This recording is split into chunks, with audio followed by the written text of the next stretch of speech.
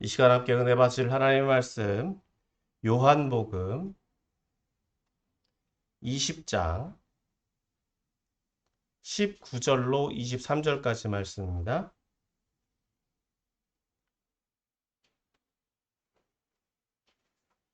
요한복음 20장 19절로 23절까지의 말씀.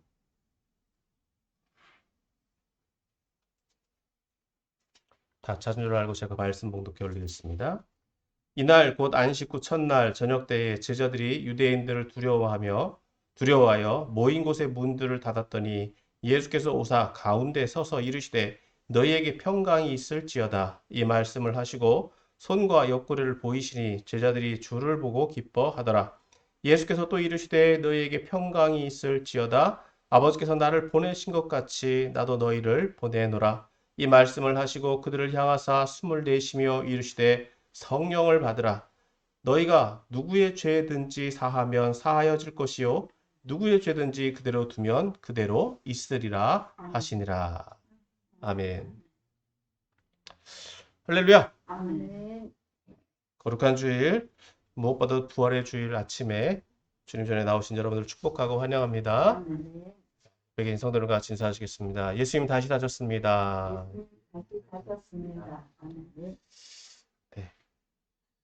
오늘 본문 말씀을 통해서 예수님의 부활의 의미를 다시 한번 살펴보고 오늘 저와 여러분들에게 주시는 말씀을 통해서 함께 은혜를 나누기를 소망합니다. 오늘 함께 읽은 본문 말씀은 예수님이 부활하신 후에 제자들에게 나타나신 첫 번째 사건에 대해서 오늘 말씀을 하고 있습니다. 그래서 오늘 본문 말씀은 크게 네 부분으로 구분하여 볼 수 있는데 먼저 19절에서부터 20절은 부활하신 예수님을 만난 제자들의 기쁨에 대해서 말씀하고 있고 또 21절에는 예수님께서 제자들에게 위임하시며 파송하시는 것에 대해서 말씀해 주고 있고 또 22절에서는 성령의 수여에 대해서 말씀해 주고 있습니다. 또 마지막으로 23절에서는 제자들에게 주신 이 능력, 즉 사역의 내용이 무엇인가, 즉 죄사함의 권한이 수여되었다는 것에 대해서 오늘 본문은 말씀하고 있습니다. 이제 구체적으로 본문의 의미를 조금 더 살펴보기를 소망합니다. 먼저 19절에서부터 20절 말씀 봅니다. 19절, 20절. 자, 다 같이 19절, 20절 같이 한번 읽어보겠습니다. 시작. 이날 곧 안식 후 첫날 저녁 때에 제자들이 유대인들을 두려워하여 모인 곳의 문을 닫았더니 예수께서 오사 가운데 서서 이르시되 너희에게 평강이 있을지어다 이 말씀을 하시고 손과 옆구리를 보이시니 제자들이 주를 보고 기뻐하더라. 첫 번째 말씀에는 제자들에게 나타나신 예수님인데 이 예수님 부활하신 예수님을 보고 기뻐하는 제자들의 모습에 대해서 말씀하고 있습니다. 그래서 19절에서는 제자들의 상황이 어떠했는가에 대해서 말씀하고 있죠. 예수님 십자가들로 돌아가신 후 사흘 동안 제자들이 어떻게 행하고 있었는지를 구체적으로 보여줍니다. 사실 19절 전반부에는 어떤 내용이 나오느냐? 안식 후 첫날 새벽에 있었던 사건이죠. 막달라 마리아가 예수님의 무덤에 찾아갔을 때 그 무덤 문이 열려 있었고 또 그 무덤 문이 열린 자리에서 나와서 제자들에게 가서 무덤이 비었다라고 하는 사실을 알려고 다시 돌아와서 내려가다가 예수님을 만난 그 사건을 기록하고 있습니다. 그것이 오전에 있었던 일이라고 한다면 지금 오늘 본문의 말씀은 그날 저녁에 있었던 사건이다라고 하는 것입니다. 그렇기 때문에 이날 곧 안식 후 첫날 저녁 때에 라는 말씀으로 오늘 19절은 시작을 하고 있는데 그들이 어떻게 했느냐? 유대인들을 두려워하여 모인 곳의 문들을 닫았더니 즉 예수님이 돌아가신 후에 제자들은 두려워했다는 것을 알 수 있죠. 그리고 그 사흘 동안 어떻게 행했느냐? 또 동일한 행동을 했을 것이라는 것입니다. 예수님이 부활하신다고는 했는데 그 사실을 인지하지 못했고 깨닫지 못했고 또 심지어 그날 아침에 예수님이 부활하셨다라고 하는 소식을 듣긴 들었는데도 그들은 여전히 어떤 상태였습니까? 두려워하는 상태였다. 유대인들을 두려워하고 있었다는 것입니다. 그런 상황 속에서 예수님이 오사, 즉 예수님이 후련히 나타나신 거예요. 즉 문들이 닫혀 있는 그 상황 속에서 외부와 차단되어 있는 상황 속에서 예수님이 오셨다라고 기록하고 있는 것은 예수님이 시간과 공간적인 한계, 제약을 뛰어넘어서 나타나셨다라고 하는 것을 말씀하고 있는 것이죠. 그리고 어떤 무형의 형태가 아닌 유형의 형태로 나타나셨다라고 하는 것을 보여주고 있는데 그것은 제자들에게 나타나신 그 모습, 즉 육체를 가지고 나타나셨다라고 하는 거예요. 그런 환상이나 어떤 외형적인 사람들이 착각할 수 있는 몽환적인 모습이 아니라 실현적인 모습으로 나타나셨다. 그리고 제자들에게 뭐라고 하셨느냐? 평강이 있을지어다. 즉 평강이 있을지어다라고 하는 것은 샬롬이라는 거죠. 인사말입니다. 인사말. 그런데 이건 그 당시에 있어서 그리고 오늘날에도 동일한 유대인들의 인사인데 여기에서 예수님의 이러한 인사는 제자들이 받아들이기에 어떻게 여겨졌겠느냐? 단순히 그냥 평안하냐라는 인사로 받아들였겠습니까? 아니면 그동안에 있었던 모든 아픔, 슬픔을 위로하는 인사로 받아들였겠습니까? 그 모든 슬픔들, 동일한 인사이지만 그들의 처한 상황 속에서 예수님이 남기신 이 인사는 정말 그들에게 큰 위로가 되는 인사였다라고 하는 것입니다. 다시 말해서 어떤 때는 특별한 어떤 말보다도 평범한 말이 영향력이 더 있을 때가 있다는 거예요. 그래서 예수님의 이 인사는 제자들에게 있어서 실제로 가장 큰 위로가 되는 평안을 끼치는 인사가 되었다라고 볼 수 있습니다. 자, 그리고 예수님께서 이제 앞서 말씀드린 것처럼 제자들에게 육체로 나타나셨다라고 하는 것을 또 본인이시다라는 것을 확증하기 위해서 행하신 모습이 있는데 그것이 20절 말씀에 기록하고 있죠. 다시 한번 20절 말씀 같이 한번 읽어봅니다. 시작. 이 말씀을 하시고 손과 옆구리를 보이시니 제자들이 주를 보고 기뻐하더라. 여러분, 그 자리에 나타나신 예수님이 정말 그 예수님인지 무엇으로 확인해 줄 수 있겠습니까? 예수님이 십자가에 달려 돌아가신 그 모습. 사실 제자들이 보는 사람들은 예수님 십자가 달린 모습을 본 제자는 몇 명 안 돼요. 현장에 있었던 제자들은. 단지 그 예수님이 십자가에 달려 돌아가셨다라고 하는 상황만 알 따름이죠. 그러니까 그래도 예수님이 십자가에 달렸다라고 하는 것을 증명하기 위해서는 예수님이 십자가에 처형당한, 십자가에 달리셨던 모습을 보여주면 되는 거다. 그러니까 십자가에 달렸을 때 어떻게 됐습니까? 두 손에, 두 발에, 또 옆구리에 상흔이 있었죠. 즉 그 상흔을 보여줌으로써 자신이다라고 하는 것을 확증시켜준다라고 하는 거예요. 그러니까 제자들이 그 자리에 나타나신 분을 예수님으로 알아봤다라고 하는 거죠. 그러니까 어떻습니까? 그들이 두려움이 무엇으로 바뀝니까? 기쁨으로 바뀌는 거다. 정말 예수님 살아나셨구나. 우리가 보고 있는 게 환상이 아니구나. 진짜구나. 그러니까 이 기쁨은요. 이제 그동안 선포했던 모든 것들이 실현됐다라고 하는 것. 예수님 말씀이 거짓된 것이 아니라 예수님이 죽으심으로 그들은 잠시 잠깐 실족할 수 있어요. 두려워할 수 있어요. 하지만 어떻다고요? 예수님 부활로 말미암아서 그들이 얻게 되는 것은 하나님 나라가 실현되는구나. 하나님 나라가 성취되었구나. 라고 하는 기쁨을, 근본적인 기쁨을 누릴 수 있게 되었다라고 하는 것입니다. 더불어 이 부활절은 어떤 날이라는 것입니까? 기쁨의 날이라는 거예요. 기독교는 기쁨이다라고 하는 겁니다. 믿으십니까? 예수님은 부활하셨다. 이 부활이 어떤 의미다? 기쁨이라는 거예요. 그렇기 때문에 믿음이라고 하는 건 기쁨이다라고 말할 수 있다는 것입니다. 자, 이제 부활하셔서 제자들에게 나타나신 예수님께서는 이제 제자들에게 이렇게 말씀하십니다. 21절 다시 한번 같이 읽습니다. 시작. 예수께서 또 이르시되 너희에게 평강이 있을지어다. 아버지께서 나를 보내신 것 같이 나도 너희를 보내노라. 예수님 다시 한번 평강이 있을지어다라고 인사를 하십니다. 평강을 축복을 비는 거죠. 자, 평강의 인사를 전하시고 이제 예수님께서는 명령을 내리십니다. 이 명령은 파송이다라고 볼 수도 있고요. 위임이다라고 볼 수 있어요. 위임이라고 하는 것은 어떤 권리나 권한을 넘겨주는 거예요. 그러니까 예수님께서 이 땅 가운데 오신 것은 누구의 보내심을 받아서?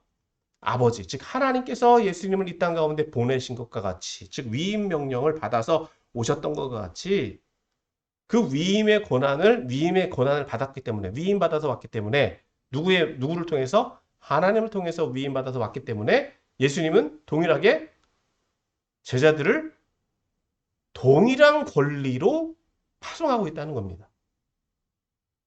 동일하게. 그러니까 제자들은 누구를 통해서 보내심을 받았습니까? 지금 예수님을 통해서 보내심을 받지만 예수님은 누구로부터? 하나님으로부터 보냄을 받았기 때문에 제자들도 누구에 의해서 보냄을 받는 겁니까? 하나님에 의해서 보냄을 받는 거다. 즉 그래서 어디로? 보내노라. 여기서는 구체적으로 어디로 보낸다라고 하는 장소나 지시는 없지만 그래도 예수님처럼 보낸다라고 하는 것, 예수님과 같이 보낸다라고 하는 것, 즉 앞서 예수님께서 제자들을 세상에 보내셨던 것 같이 동일하게 다시 한번 그들을 세상에 파송하고 계시다라고 하는 것을 알 수 있습니다. 그래서 예수님은 예수님을 대신해서 이제는 예수님을 대리해서 세상에 보내시고 있는 것이다 라고 하는 것입니다. 그런데 그냥 보내시는 것이 아니라 22절 말씀 또 봅니다. 22절 같이 읽습니다. 시작. 이 말씀을 하시고 그들을 향하여 숨을 내쉬며 이르시되 성령을 받으라. 차근차근 나가죠. 예수님께서 이 말씀을 하시고 즉 이 앞절과 뒷절이 연결되는 거예요. 그리고 제자들을 향해서 숨을 내쉬다. 굳이 숨 쉬는 것에 대해서 굳이 기록하지 않아도 되는 것. 즉 살아있는 존재다라고 한다면 이것은 그냥 생략해도 되는 말인데 굳이 이 숨을 내셨다라고 하는 기록하고 있는 것은 좀 여러 가지 해석이 있습니다. 하나님께서 생명을 만드셨다. 생기, 그 코에 생기를 불어넣으셨다라고 이제 해석을 하기도 해요. 창세기와 에스겔서에 보면 생명을 소유하고 있는 것, 즉 생기, 숨을 내셨다라고 하는 거죠. 문자적으로 보면 이 숨을 내셨다라고 하는 것을 어떻게 볼 수도 있느냐? 즉 예수님께서 살아계시다라고 하는 것을 증명하는 것이다. 앞서 표징으로서 사인을 보여주신 것으로 뿐만 아니라 예수님은 숨을 쉬고 계시다라고 하는 것.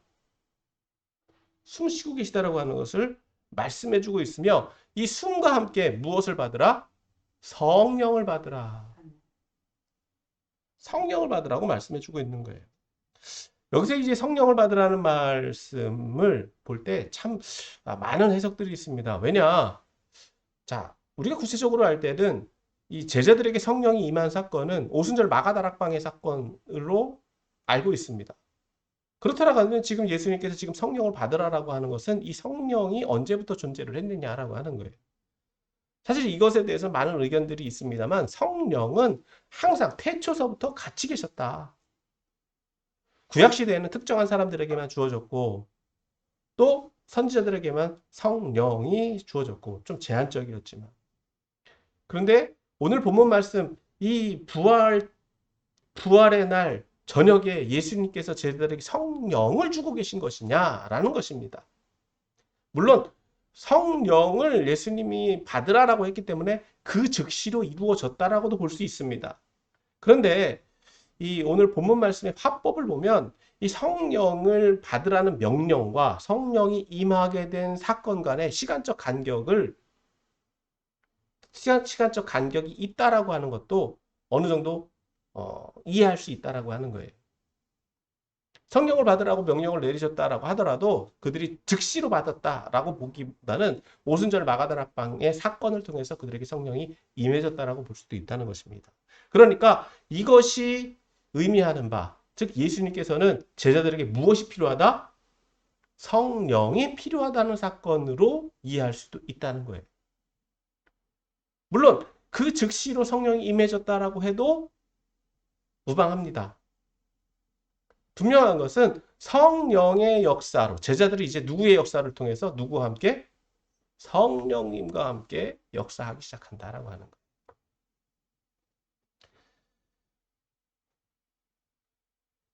그래서 제자들은 무엇이 필요하다?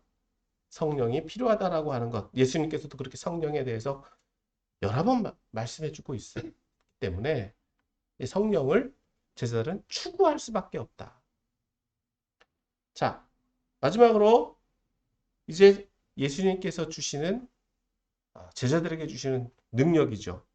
23절 말씀 같이 또 봅니다. 시작. 너희가 누구의 죄든지 사하면 사하여질 것이요 누구의 죄든지 그대로 두면 그대로 있으리라 하시니라. 이 말씀은 사실 베드로에게 이 천국 열쇠를 주셨던 매면 매고 풀면 풀고라고 하는 말씀과 사뭇 닮아 있는데 그것보다도 여기는 구체적으로 무엇에 대해서 말씀하고 있습니까? 죄. 누구의 죄든지. 누구의 죄든지. 즉 죄를 사하는 권세는 누구에게만 있었습니까? 하나님과 예수님에게만 있었어요.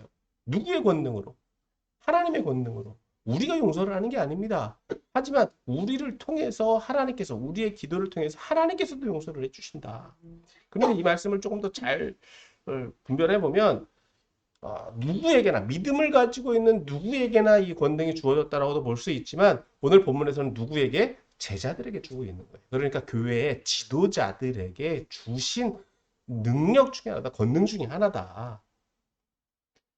당시 교회 안에서는요. 이 초대교회 안에서도 예수님을 통해서 우리가 세례를 받고 회복이 되었다라고 하더라도 이 죄 용서에 관한 것은 지속적으로 이루어져야 됐을 것이다 라고 하는 것입니다. 때때로 죄를 범한 사람들을 징계하기도 하고 교회 안에서 어떤 어떤 치리의 사건들이 일어나는데 이것을 누가 행할 수 있느냐는 거예요. 이런 치리적인 사건들이 필요하기도 하다라고 하는 거예요. 그런 권능들이 교회 지도자들에게, 제자들에게 주어졌다. 사실 이 말씀은 좀 재판을 한다라고 하는 의미도 담겨져 있는데 사실 재판을 한다라고 하는 것은요. 윤리적으로나 도덕적으로 흠이 없어야 되는 거예요. 그리고 그것을 분별할 수 있는 지혜도 있어야 돼요.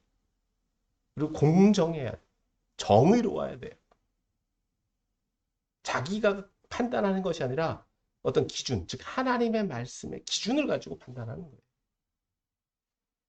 그런 공정함을 가진 사람에게 주어지는 권능 중에 하나다라고 볼 수 있는 것입니다. 그래서 이 교회 지도자들에게는 제자들에게는 이런 죄사함의 권능이 부여되었다라고 오늘 본문은 말씀해주고 있다는 것입니다.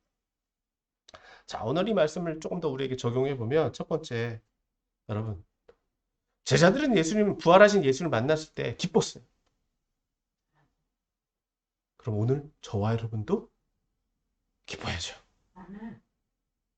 늘 말씀드리지만 매 주일은요 우리가 일주일마다 모이잖아요. 일주일마다 이 모이는 이유는 뭡니까? 개신교는요 이 예배가 무엇을 상징하느냐? 예수님의 부활을 매주 상징하는 거예요. 예수님 부활하신 날을 매주 기념하는 거예요. 그러니까 뭡니까? 이 주일은 어떤 날? 기쁨의 날이라는 거죠. 문제는 오늘 저와 여러분도 이런 기쁘냐는 거예요. 정말 기쁘냐는 거예요. 정말 기뻐야 되는 거예요. 제자들은요, 믿음이 없을 때는 어땠습니까? 소위 말하면 예수님 십자가 달려 돌아가셨을 때는 두려웠어요. 신앙이 없는 건 아닙니다. 예수님을 거절한 건 아니에요. 그런데 예수님, 부활하신 예수님, 정말 인격적으로 부활하신 예수님을 만나기 전에는 그들은 세상 속에 있으면서 무엇에 떨었습니까? 두려워할 수밖에 없는 거예요.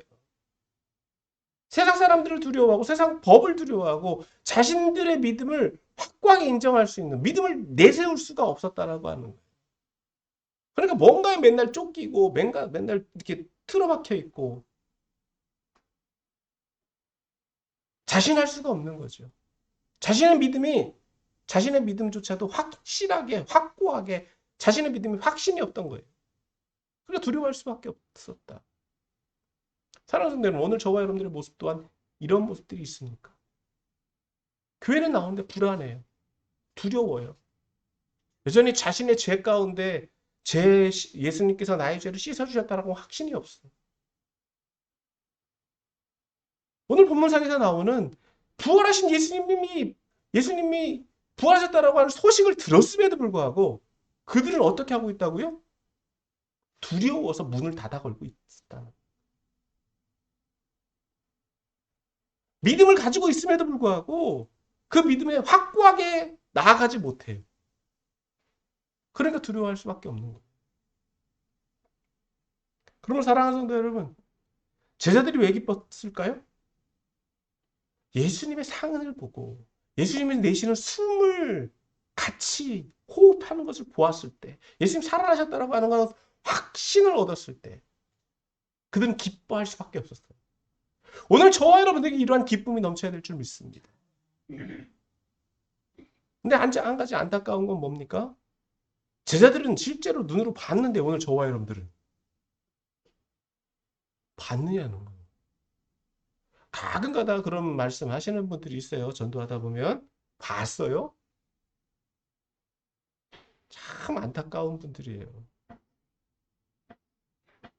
자기가 본 게 전부인 줄 알아요. 그런데 그런 분들이 살아있는 것만으로도 신기한 거예요, 저는. 왜? 자기가 다 알아요? 백과사전이에요? 천재야? 지구상의 모든 것들을 자기가 다 알아? 우주의 모든 비밀을 자기가 다 알아요? 보여달라고 하는 분들이 있어요. 그런데 그런 분들은요, 자기 모순에 빠져 있는 거예요. 자기 합리화에 빠져 있어요. 오늘 저와 여러분들에게는 이러한 믿음의 확신이 있으면 돼요. 우리가 믿음의 표적이 되는 거예요. 예수님께서 보여주신 이 상흔은요, 표적이에요. 표적. 표적. 이 표적을 봤잖아요. 실제로 본 제자들이 이야기해 줬잖아요. 그것을 우리가 오늘도 전해 들었잖아요. 그러니까 믿는 거잖아요. 그 사람들이 하는 말들을 동일하게 적용한다면 본 사람이 그랬어. 나도 그 사람 말을 믿어. 이 말이에요. 자, 쉽게 얘기해서 맛있는 음식을 먹었습니다. 맛있는 음식을 먹었어요. 그러면은 이 맛있는 음식을 먹은 것을 다른 사람들에게 알려주고 싶을 때가 있죠. 근데 문제는 내가 안 먹어보고 얘기할 수 있느냐는 거예요. 내가 안 먹어보고 얘기하기 쉽지 않아요. 대신 이야기해 줄 수는 있어요. 어떻게? 먹어본 사람의 이야기를 듣고 오늘날로 말하면 리뷰들 많이 뭐 달잖아요. 이렇게 누가 카더라. 물론 속기도 합니다.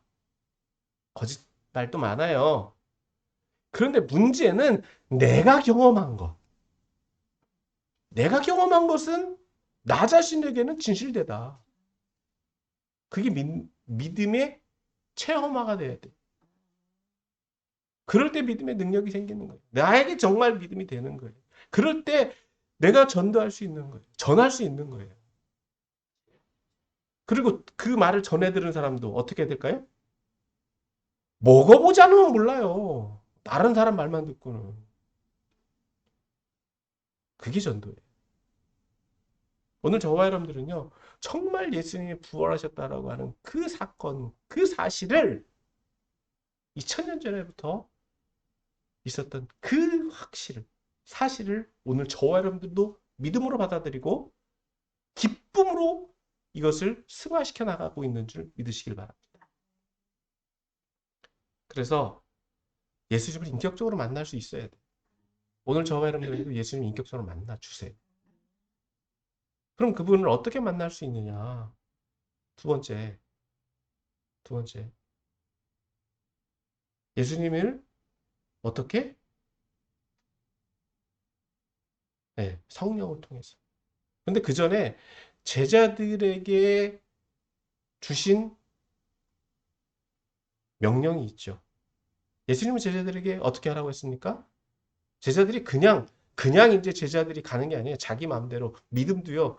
내가 믿고 싶다고 믿는 게 아니라 어떤 사람들에게 예수님께서 택하시고 보냄 받은 사람에게 믿음이 들어가요. 그러니까 위임 받은 사람에게만 믿음을 허락 받은 사람에게만 믿음이 들어가더라. 그러니까 예수님의 위임 명령이 있어요. 아버지께서 나를 보내신 것 같이. 오늘 저와 여러분들도요. 누가 보내셨다고요? 하나님께서 우리를 보내신 거예요. 하나님께서 우리를 보내신 거예요. 여러분 이 땅 가운데 그냥 태어난 사람 아무도 없습니다. 하나님의 허락이 있었기 때문에 태어난 거예요. 그러니까 조금 더 이건 믿음을 좀 더 확장시킨 건데 그럼 어떻게 해야 될까요? 예수님께서도 오늘 우리를 택하셔서 또 그 가운데서 또 택하셔서 보내고 계시다. 어디로? 세상으로.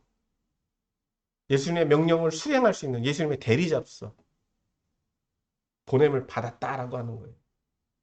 그러니까 택함 받은 사람들이 이 자리에 있는 거예요. 택함 받은 사람들이.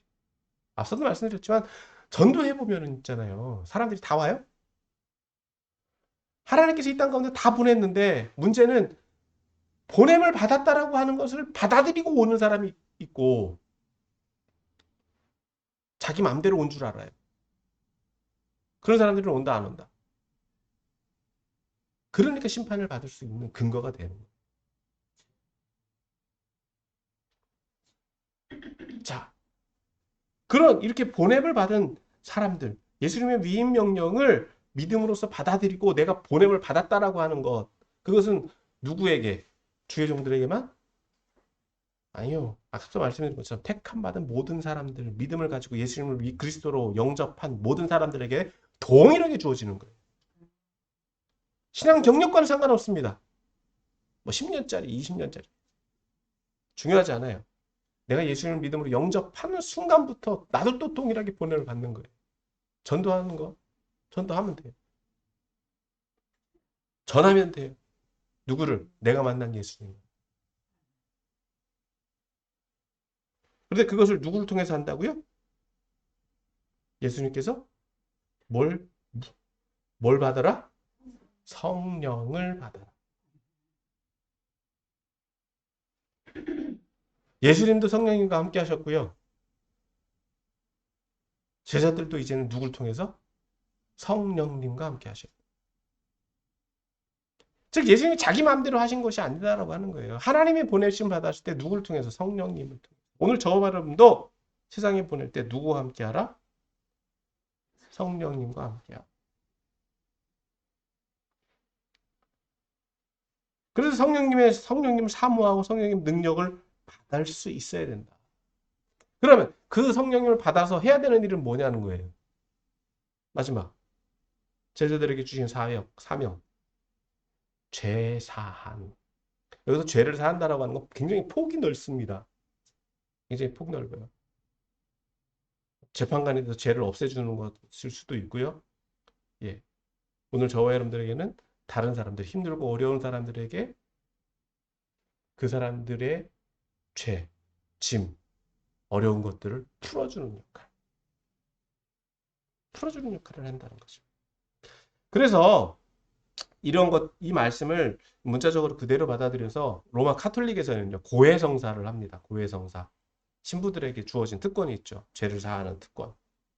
예, 죄를 사한다라고 이렇게 선포를 함으로써 그 사람의 죄가 용서받아지는 특권이 있는데, 그럼 개신교회는 왜 이 고해성사라는 죄사함의 권능이 없느냐? 동일하게 있습니다.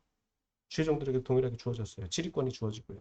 근데 이것을 왜 고해성사를 안 하느냐? 의미가 없어요.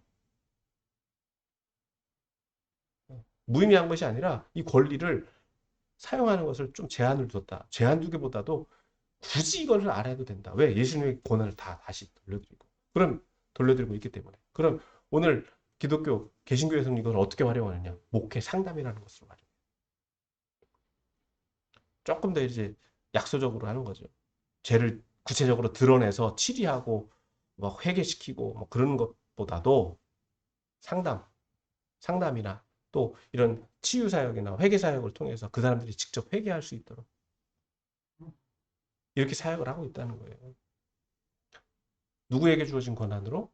하나님께서 주신 고난으로, 예수님을 통해서 주신 고난으로 그 사역을 누가 감당한다? 주의 종들이 감당하고 또 은사를 받은 분들이 감당하고 이런 사역들이 부활하신 예수님을 통해서 오늘 저와 여러분들에게 주신 사명이자 사역이다라고 하는 것입니다. 예수님 분명히 부활하셨습니다. 믿으십니까? 아멘. 그것이 오늘 저와 여러분들에게 기쁨이 돼야 돼요. 우리가 죄 가운데에서 묶여서 우리는 죄인 되어서 하나님을 모르고 하나님 거절하고 하나님으로부터 나가는 길을 막혀 있다고 생각하고 내 의로 내 주장으로 내 능력으로 간다라고 생각했는데 그것이 아니라 예수님만을 통해서 부활하신 예수님을 믿음으로 받아들이면 예수님의 죽으심이 누구의 죽음? 나의 죽음이 되고 예수님과 함께 나도 죽고 예수님과 함께 나도 살고 그것을 믿음으로 받아들임으로 어떻게 된다고요? 그것을 믿음으로 받아들일 때 기쁨이 되는 거예요. 그것이 믿음이 되고 그것이 은혜가 될 때 저와 여러분들의 삶은요. 현실적으로는 고통이 있고 고난이 있지만 우리는 어디로 간다? 하나님 나라 간다. 그런 믿음의 확신이 오늘 저와 여러분들에게 있어야 될 줄 믿습니다. 그래서 우리는 늘 어떤 삶을 삽니까? 기쁨의 삶을 사는 거예요. 아멘. 더 깊어지고 더 깊어지고 더 넓어지고 아멘. 더 풍성해지고 아멘. 그런 은혜의 삶을 살게 되시는 저와 여러분들이 다 되시기를 예수님의 이름으로 축원합니다. 아멘.